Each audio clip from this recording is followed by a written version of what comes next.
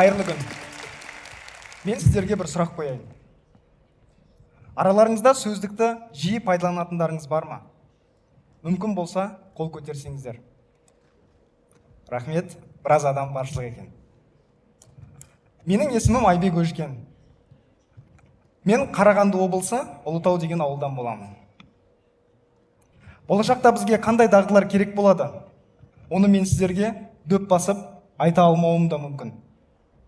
Бірақ бүгін мен сіздерге өзімнің болашағым үшін маңызды болған дағдылар жайлы айтамын. Менің балалық шағым ауылда өтті. Әсіресе 3 ай жазғы демалысымды жайлауда нағашыларымның ауылында өткізетінмін. Ауыл баласы үшін жайлаудың өзіндік жазылмаған заңдары бар. Олар сен не жүзе білуің керек, немесе атқа міне білуің керек. Ең қиыны да, ең қызығы да бұл дағдыларды ешкімнің үйретуінсіз, ешқандай нұсқаулықсыз соқыр сеніммен үйренуіне тура келеді. Жайлаудың жанынан шағын өзен ағып жататын. Ол шағын болғанына қарамай өзі терең болатын, түбі көрінбейтін. Сондықтан да біз оны Қарасу деп атайтынбыз. Қарасудың жағасында нағашыларымның қолдан жасаған 6 тақтайдың басын біріктірген ағаш қайығы жататын. Үлкендер бізді сол қайықтың үстіне отырғызып, судың ортасына дейін алып баратын. Судың ортасына жеткен соң, суға секіруге бұйрық берілетін. Амал жоқ, суға секіретінбіз. Мұздай суда қол аяғыңды ербеңдетіп, жағаға жетуге тырысасың. Бұл менің өмірімдегі ең алғашқы, әрі ешқашан естен кетпейтін соқыр сеніммен үйренген дағдым болатын. Дағдыны ешкімнің үйретуінсіз, нұсқаулықсыз үйрену адамды моральдық тұрғыдан іштей жейді. Тіпті ол адамның өміріне қауіпті болуы да мүмкін. Құдайға шүкір, біздің ауылымызда суға кетіп қайтыс болған ешкім болмады. Бұл менің өмірімдегі ең алғашқы, ешқашан естен кетпес дағдыны нұсқаулықсыз үйренудегі тәжірибем болатын. Тағдырдың жазуымен 2009 жылы мен мемлекеттік болашақ бағдарламасы арқылы Ұлыбританияға оқуға түстім. Стипендияны квота арқылы алғандықтан маған 6 ай тіл курсын өтуге мүмкіндік берілді. Англияда жүрген уақытымда өмірім үшін маңызды болған келесі бір дағдыны нұсқаулықсыз үйренуіме тура келді. Ол ағылшын тілі еді. Тіл үйрену процесі мен үшін моральдық тұрғыдан қаншалықты қиын болса, физикалық тұрғыдан соншалықты қиынға соқты. Себебі мен өзім қазақ тілінде ойлаймын, қазақ тілінде жазамын және түс көремін. Сол заманда бізге қазақ тіліне тікелей аударатын онлайн сөздіктер болмады. Сондықтан маған кемінде 2 жұмыс жасауға тура келді. Яғни түсінбеген сөзімді алдымен орысшаға, кейін қазақ тілге аударып жүрдім. Ал қатарластарымның көбінде сөздік болғандықтан олар ұғымды тез түсініп, оларда тіл үйрену процесі жедел жүріп жатты. Ал мен олардан 2 есе кешеуілдеп жүрдім. Бұл менің дағдыны нұсқаулықсыз үйренудегі кезекті тәжірибем болатын. 2010 жылы мен Foundation курсын бастадым. Колледжде жүрген шағымда өзімнің басымнан өткен қиындықтың шешімін табуға тырысып көрдім. Ол кездегі мақсатым айқын еді.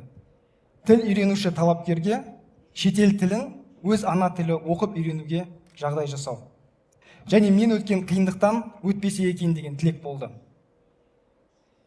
Ол уақытта менің түсінігім бойынша, егер де біз талапкердің тіл үйрену дағдысы неғұрлым қауіпсіз болсын десек, оның қолына біз қандай да бір қарапайым болса да сөздікті дайындап беруіміз керек деген түсінік болды. Оған қоса менің сол кездегі түсінігім бойынша сөздік деген ол қарапайым ғана құрал, яғни бір сөзді немесе сөз тіркесін бір тілден екінші тілге аударып беретін құрал ретінде қарастыруымда еді. Сонымен 2011 жылдың сәуір айында программист досымыз екеуміз интернет кеңістігінде алғашқылардың бірі болып, қазақша, ағылшынша және кері бағытта аударма жасайтын онлайн сөздікті іске қостық. Басында қызығушылықпен басталған әлеуметтік жоба ретінде статусын анықтадық. Сөйтіп, осыдан 7 жыл бұрын интернет кеңістігінде ең алғашқы қазақша, ағылшынша және кері бағытта аударма жасайтын құрамында 130 мыңға жуық сөздік қоры бар жаңа жоба пайда болды. Сөздіктер тақырыбымен айналысқалы бері мен көптеген адамдармен таныстым. Бір күні маған ұлты кәріс канадалық Джой деген жігіт хабарласты. Танысып біліскеннен кейін ол жігіттің қазақ тілін үйреніп жүргендігін және өзімен қоса бір ниеттес топ бар екендігін білдім. Олардың сол кездегі басты проблемасы ұғымды түсінуде еді. Джой маған жобамызға қазақ тілінің онлайн түсіндірме сөздігін орналастыруды ұсынды. Сол кезде мен сөздік дегеніміз тек қана қарапайым сөз бен сөз тіркесін бір тілден екінші тілге аударып қана қоя салмайтын, сонымен қатар қажетті ұғымды түсіндіріп бере алатын керемет құрал екеніне көзім жетті. Кейін командаластарымызбен ақылдаса келе, ең алғаш рет осы қазақ тілінің онлайн түсіндірме сөздігін сайтымызға орналастырдық. Ол кездегі мақсатымыз қазақ тілін үйренуші шетелдік азаматтарға жағдай жасау еді. Сөйтіп біздің жобамызда жаңа дескриптор пайда болды. Ол лұғат қазақ тілінің сөздіктер кешені. Кейін кешенімізге қазақ тіліне тән бірнеше басқа сөздіктерді де қостық. Орфографиялық сөздік, синонимдік сөздік және аймақтық сөздік. Сонымен қатар басқа да тіл үйренуші қауымға жағдай жасау мақсатында қазақша орысша, қазақша түрікше және қазақша арабша сөздікті қостық. Қазір кешенімізде 12 сөздік бар.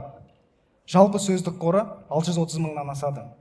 Көне замандарға ойысатын болсақ, ол заманда сөздіктің негізгі функциясы ғылым мен білімнің, мәдениет пен өркениеттің қайнар көзі бола білуінде еді. Мысалы ретінде алатын болсақ, түркі тілдерінің шоқтығы биік лингвистикалық еңбегі Махмуд Қашқаридің түркі тілдерінің сөздігі атты еңбегін айтуға болады. Сол заманның өзінде ол еңбекте 6 мыңға жуық, кей деректерде 9 мыңға жуық сөз бен сөз тіркесі қамтылған. Диуани лұғат ат-түрк сөздігінің басты мақсаты сол замандағы дәурені жүріп тұрған мәдениет саналған араб әлеміне жол салу еді. Демек сөздік ұлы жібек жолында орналасқан елдердің кәсіпкерлік, сауда-саттық дағдыларын дамытуда ерекше рөл атқарды. Сөздіктің болуы сол кезеңде іскерлік қарым-қатынас дағдысын арттырды. Сөздіктер жайлы айтқан кезде біздің көз алдымызға том-том кітаптар елестеуі мүмкін. Бірақ қазіргі таңда сөздіктің түрлері де, формасы да өзгерген. Мысалы үшін қазіргі таңдағы заманауи сұранысқа ие кибер ойындарды алайық. Кез келген кибер ойындар сөздіктің болуына мұқтаж. Себебі кез келген ойында глоссарий орналасады. Ал кез келген кибер ойыншы ұғымды алдын ала түсініп алмайынша ойынды сауатты жүргізе алмайтындығы сөзсіз. Яғни сөздік ойынның өзінде тез әрі уақытылы жеңіске жету үшін қажет. Интернет кеңістігінде ең көп қаралатын ресурс ол Википедия, ал ең көп сұранысқа ие сайт ол Google. Қарап отырсақ, осы екі ресурста бүгінгі таңдағы формасын ауыстырған сөздіктің рөлін атқарады. Мына қарбаласқан ақпараттық заманда біз формасын ауыстырған сөздіктерді бейсаналы түрде қолданып жүргенімізді тіпті байқамай да қалдық. Википедия сізге сөздің түсіндірмесін, ал Google сөздің өзін тауып бере алады. Болашақта бізге қандай дағдылар қажет болады? Оны мен сіздерге дөп басып айта алмауым да мүмкін. Бірақ келешекте небір суперкомпьютерлер мен роботтардың, терминдер мен түсініктердің қалыптасатыны сөзсіз. Сол уақытта сол ұғымдарды түсініп жұмыс істеу қажеттілігі арта береді. Болашақта сөздік кімнің қолында болса, сол адам алда болады. Мысалы үшін 2008 жылға қарай ойысайық. Сол жылдары біздің қоғамымызға жаңа терминдер ене бастаған. Криптовалюта, биткоин сияқты. Бірақ қоғам бұл түсініктерді бірден қабылдай алмады. Себебі ұғым жаңа болатын және оның болашағына сенбеді. Бірақ сол заманның өзінде де ұғымды алғашқылардың бірі болып түсініп, әрекет еткендер болды. Солардың бірі Сатоши Накамото, қазір 6 миллиард доллар байлықтың иесі. Оның соңынан ілескен ағайынды Уинклвостар да 1 миллиард доллар байлыққа иелік етеді. Бұл кісілер ұғымды алғашқылардың бірі болып түсініп, зымыраған болашақтан өз еншісін алып қалуға тырысқандардың қатарында еді. 2018 жылы мен Алматы қаласына қоныс аудардым. Бұл жаққа көшіп келгелі, менің жобамды қолданатын адамдарды көптеп кездестірдім. Алғыс айтып, күнделікті өмірде қолданатындарын, тіпті өздері ғана қолданып қоймай, міндетті сөздіктер қатарында тұратынын білген кезде менің кеудемді қуаныш кернеді. Артынша жаз айларында біздің жобамыз техникалық себептерге байланысты 1 ай уақытқа жұмысын тоқтатты. Сол кезде маған көптеген адамдар хабарласты. Солардың ішінде ең бір есімде қалғаны Түркиядан тікелей хабарласқан Алып мырзаның қоңырауы еді. Ол кісі Түркістандағы университетте түрік тілі пәнінің мұғалімі екен. Біздің кешеніміздегі қазақша-түрікше сөздікті қолданатындығын және бұл сөздіктің жалпы жобаның тіпті Түркияда да баламасы жоқ екендігін айтқан кезде, мен жалпы өзімнің ана тілім үшін сөздіктердің, онлайн сөздіктердің қаншалықты маңызға ие екендігін түсіндім. Сөздік онлайн болғандықтан, ол жақын жатқан елдерді ғана емес, қашықта орналасқан мәдениеттерді де, мүдделес адамдарды бір ортаға жинай алатын бір құралға айналғанын сездім. Сөзімді түйіндейтін болсам, әуелде сөздіктер ел мен елді жақындастыру үшін, мәдениет пен мәдениетті жақындастыру үшін, өзара түсіністік қалыптастыру үшін қажет болды. Кейін ол әлем байлығын түсінуге көмектесті. Одан кейін сөздіктің түрі де формасы да өзгерді. Жаңа сөздіктер пайда болды. Синонимдік сөздіктер, түсіндірме сөздіктер, онлайн сөздіктер. Онлайн сөздіктер дегеніміз тек қана кітап сөздіктер емес. Ол біздің күнделікті қолданып жүрген іздеу жүйелеріміз.